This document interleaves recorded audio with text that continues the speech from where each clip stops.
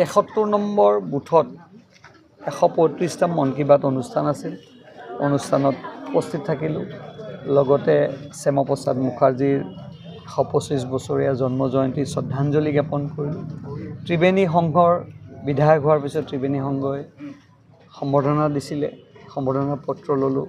ৰাইজৰ লগত কথা পাতিলোঁ, সৰু সুৰা সমস্যা কিছুমান, আৰু ভৱিষ্যতে ত্ৰিবেণী সংঘৰ এই প্ৰাংগণৰ যি উন্নতিকৰণৰ ক্ষেত্ৰত তেখেতসকলে কিছু অনুৰোধ ৰাখিছে।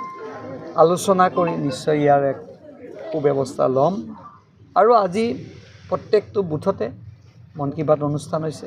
আজি অসমৰ কথা উল্লেখ কৰিছে, হাড়গিল্লাৰ কথা, হাড়গিল্লা প্ৰজাতি প্ৰায় নোহোৱা হৈ গৈছে। মেঘালয়ৰ কথা উল্লেখ কৰিছে। প্ৰধানমন্ত্ৰী ডাঙৰীয়াই প্ৰত্যেক মন কী বাততে এটা নহয় এটা নতুনত্ব কথা তেখেতে প্ৰকাশ কৰে। আৰু আমি অসমীয়া হিচাপে হাড়গিল্লা এক প্ৰজাতি, আমি এই হাড়গিল্লাক আমি বচাই ৰাখিব লাগিব।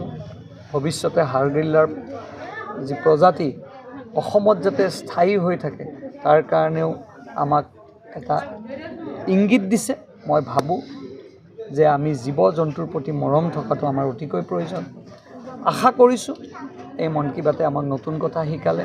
শ্যামাপ্ৰসাদ মুখাৰ্জীৰ জন্ম জয়ন্তীত শ্ৰদ্ধাঞ্জলি জ্ঞাপন কৰাৰ লগতে ত্ৰিবেণী সংঘৰ কিছু সমস্যা বুজ লৈ ভৱিষ্যতে ত্ৰিবেণী সংঘৰ কামখিনি আগুৱাই লৈ যোৱাৰ ক্ষেত্ৰত এক সহায় কৰিম বুলি আজি প্ৰতিশ্ৰুতি দিলোঁ।